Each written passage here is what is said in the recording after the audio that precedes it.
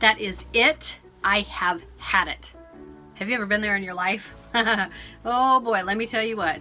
Being a mom of 4 and a wife of 28 years, I will tell you there has been times that I have come to the point where I'm like, that's it, I've had it, right?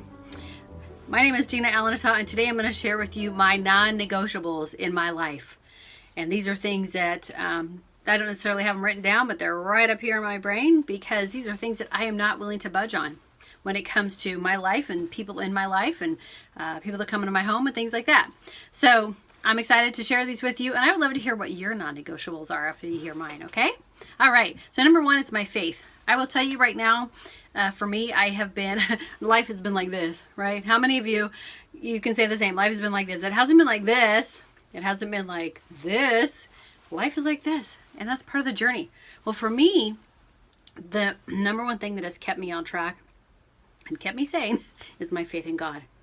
He's never failed me. He's never left me. He's never forsaken me. So my faith is number 1 in my life, and that's a non-negotiable for me. I won't give it up for anyone or anything, not even my kids, not even my spouse, not my friends, my faith. Number 2 would be my family time. For those who know me really well, family is so important for me. I grew up in a family of 4 children, and I have 4 kids myself, and family time to me is like it's my time where I can just like get recharged, and I love it. As a matter of fact, recently I said to my kids, because I have some that are out of the house and some that are still in the house, I said, you know what? I'm going to start making it mandatory that Sundays are family time again. So y'all need to be showing up on Sundays.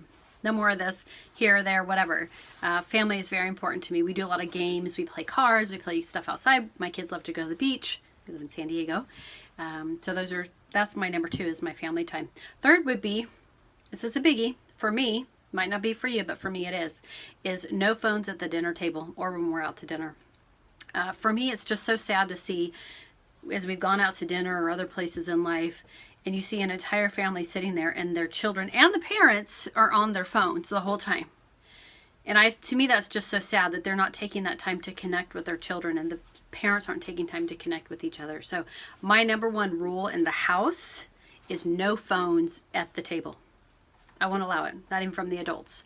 And my kids know that. That's just my rule. 4th would be grateful. Be grateful. Every single day, there's something for you to be grateful for. Even in the trials in our lives, there's always something to be grateful for. And I'm big on journaling, so write it down. Keep track of it daily if you can. If not, write it weekly, monthly. But, if you get into monthly, then sometimes it's too long out. You can't remember it. Number 5 of my non-negotiables is being respectful to our elders. In today's society, my kids' generation, my kids are ages 19 through 25 right now. And unfortunately, I see a lot of kids, that generation, even older, my age, some of them, that don't respect our elders. Let me tell you what, you're going to be there someday, right?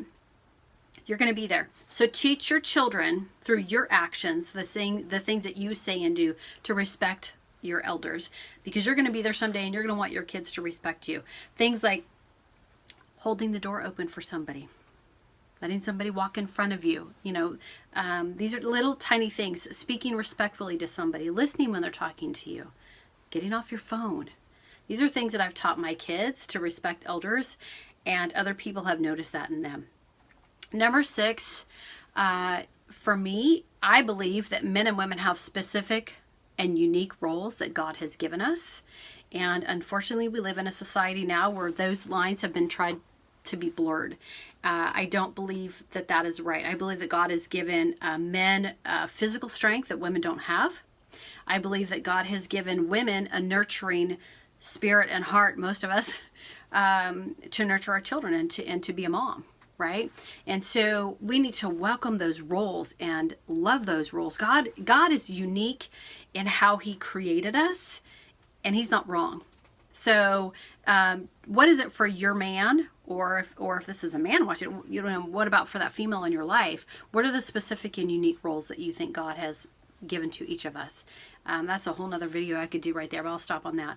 Number 7, always bring a host or hostess gift. This is something that I've taught my kids from the time they were little. If we're going to an event or a party or whatever, I always take a hostess gift. It might be a bottle of wine, it might be some flowers, it might be some chocolates, and a card. And this is one of the things that my kids are getting to be well known for now, is when they get invited somewhere that they will take something. I always have the philosophy of never go empty-handed. If you get invited somewhere, never go empty-handed, okay? All right, number 8, this is another biggie for me, is writing thank you notes. Like actually writing a thank you note.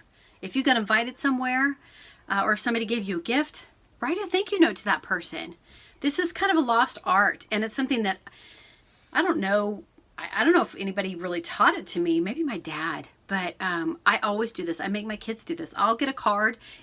For instance, we got tickets to a Padres game recently from a very generous woman that I know, and I made all my kids sign the thank you card that I put with the gift that we gave her afterwards. And they've come to know that Mama always has a thank you card for them to sign, or a thinking of you, or get well, or whatever the card may be. But a thank you card is a big one. Number 9, set very clear, healthy boundaries in your life. This is a big one for women. And I know that this is for men sometimes too, but this is a very big one for women. You need to set very clear, healthy boundaries in your life of what you will and will not allow. And if you need some help on that, there's a great book that you can buy. It's actually an older book, but it's called Boundaries by Cloud and Townsend. They have several other books that are written, but I recommend that one to start and read through that and maybe see where you're not allowing those boundaries in your life and you're allowing too much that shouldn't be. Okay. And last but not least, number 10, always give a hug and say, I love you. You never ever know when it's going to be the last time that you're going to see that person in your life. Could be a spouse, could be a child, a family member, a friend.